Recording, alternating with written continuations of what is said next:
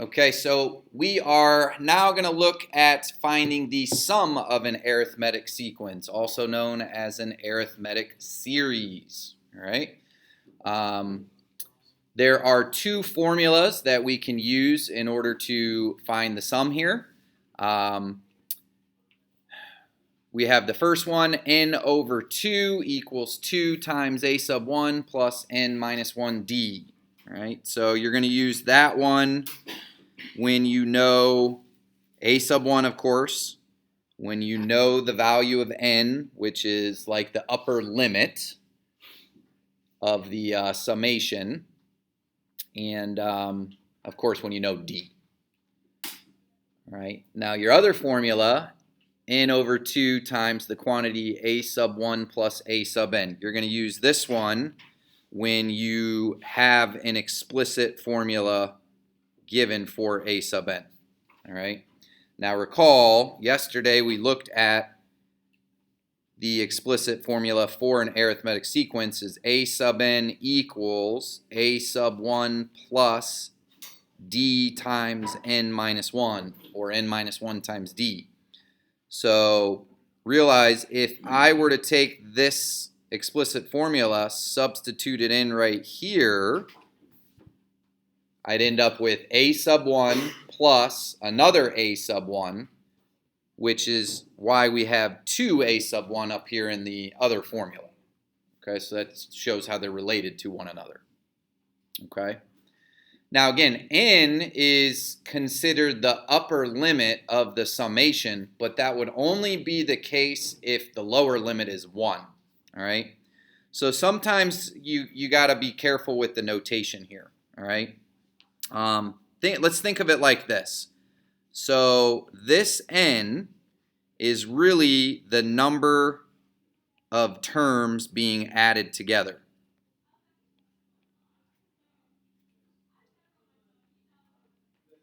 Which we can think of that as the upper limit, again, as long as the lower limit is 1. But that won't always be the case. All right, now a sub 1, typically that notation, that means the first term of the sequence, right? But here we have to take it loosely. That's going to be the first term being added.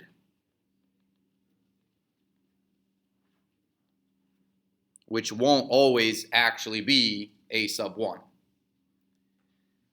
And then a sub n, we can just think of that as the last term being added.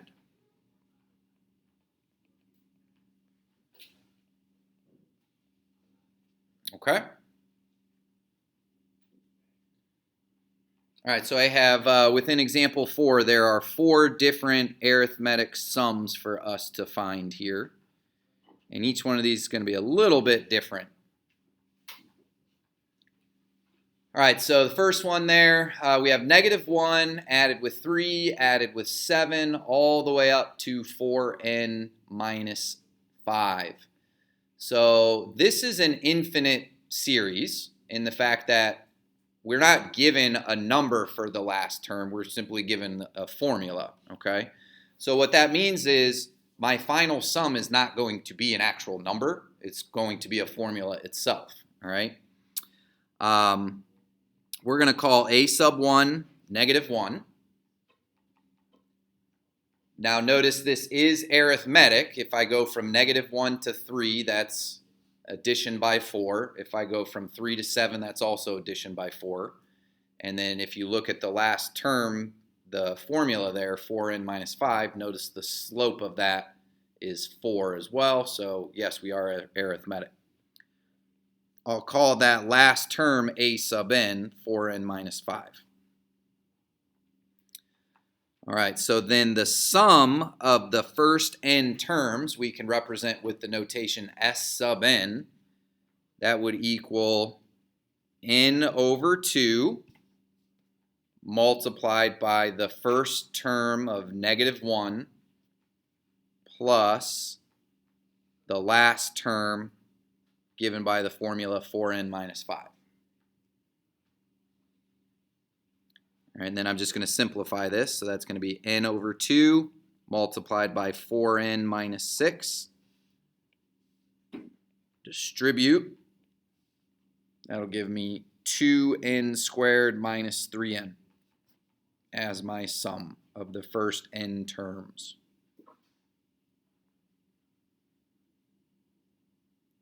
All right, now let's check this formula, make sure it works, all right? So if I were to try to find s sub 3, that means add the first three terms together, right? So using this formula, that would be 2 times 3 squared minus 3 times 3. So that's 18 minus 9, or 9. Means the first three terms added together should be 9. And if you look at the first three terms, negative 1 plus 3 is 2. 2 plus 7 is, in fact, 9. Okay? All right, so that was an example of a finite arithmetic, an infinite arithmetic series. The next one is finite. 2 plus 5 plus 8 all the way up to 41. Since the last term there is an actual number, this is finite, we'll be able to get a numerical value for the sum now. We'll call a sub 1 2. And this time I'm going to have to reason out what n is, how many numbers are being added together here. So I would just use your explicit formula for an arithmetic sequence that we learned yesterday in the first half of this lesson. I would say that 41, the last term, is equal to the first term of 2 added with my common difference. What's the common difference here? 3 multiplied by n minus 1. Now solve for n. Distribute the 3, combine your constants. Now let's add 1 over. 42 equals 3n. N is 14. All right, so that tells me two things. That tells me that the 14th term is 41, and it also tells me I'm adding 14 numbers together here. Okay? So now I can say the sum of those first 14 terms will equal 14 divided by 2 multiplied by that initial term of 2 that's being added plus the final term of 41 that's being added. So that's going to simplify to 7 times 43, which is 301.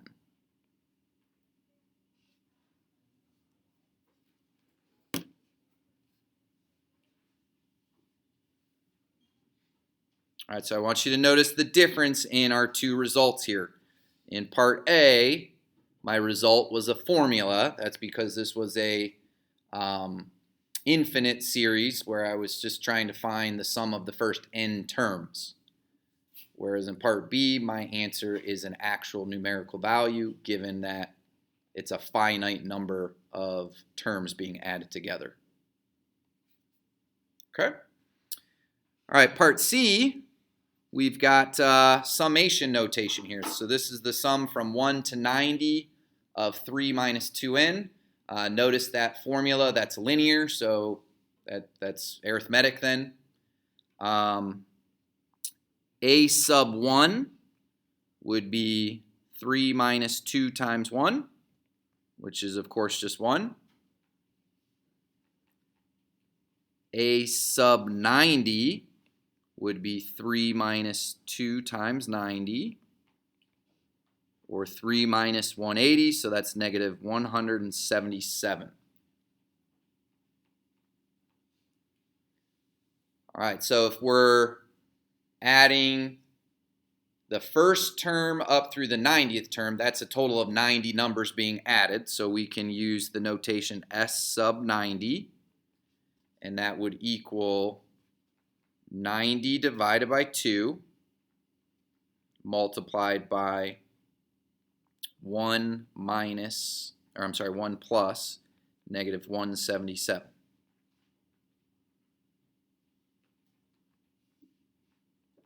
Or that's 45 multiplied by negative 176,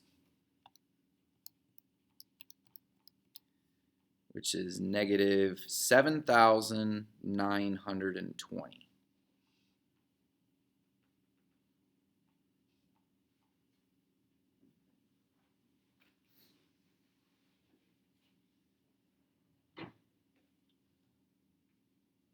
All right, now, of course, you have another option of how you could find this. Aren't our properties and formulas from 11.2 still in play? I could utilize those, but I would argue if you know this formula for the arithmetic series a little bit quicker. Okay. All right, now this last one here, you don't have on yours, right? I put this in this morning, so go ahead and write that one in. The sum from 3 to 100 of negative 3n minus 2.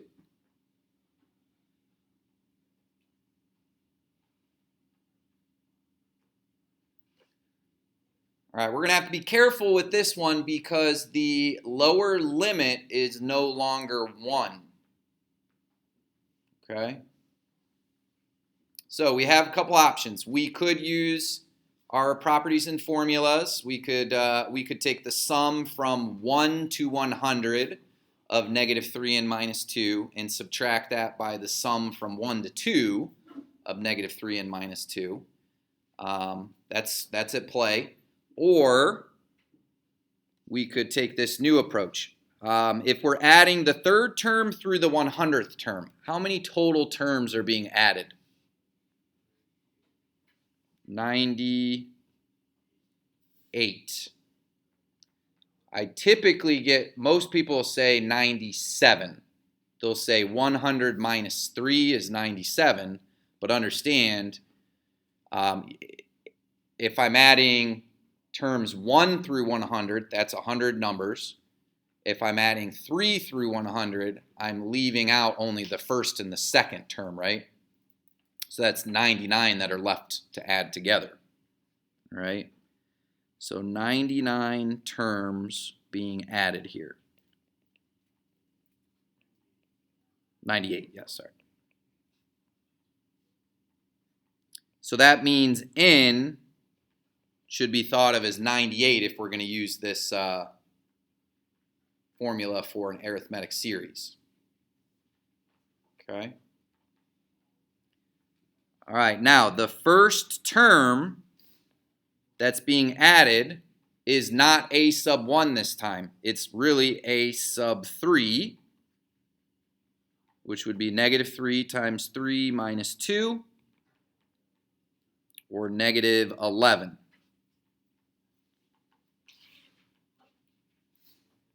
And then the last term being added is when n is 100. So that's a sub 100.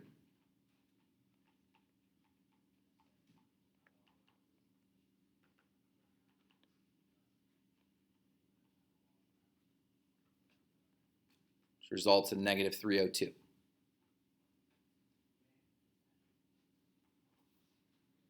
Okay, now, notation. You can't use this notation this time. You can't say S sub 100. That notation means we are adding the first through the 100th terms together.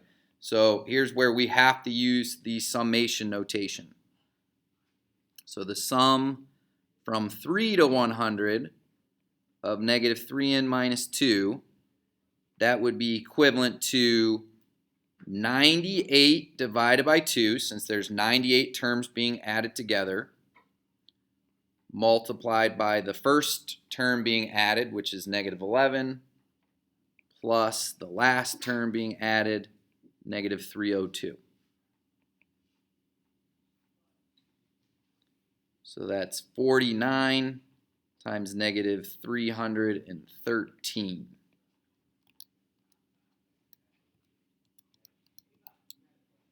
Which is negative 1,000 or 15,337.